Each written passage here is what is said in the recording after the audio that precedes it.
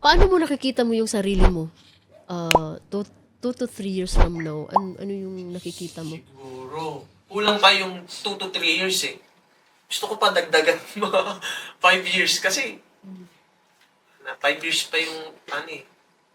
Tapos ano pa, yung mag-exam pa.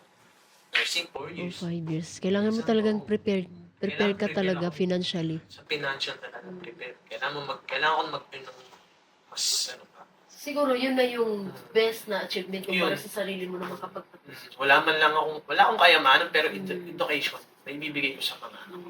Hindi mo nakikita yung sarili mo na mag-aasawa, parang ganun. Ay, siguro, nandiyan lang naman yan eh. Hindi mo naman yan pwedeng tuklawin na Kasi sa puging-pugi mo na yan, imposible na walang magkakaano sa'yo. Meron naman, may mga ano, pero hindi ko muna sila, ano naman, hindi muna natin pwedeng, dun muna tayo sa focus. Focus muna ako. Kailangan ko muna mag-focus ako. Kaya nga ako nandito sa abroad kasi gusto kong may mapatunayan ako sa mga anak ko.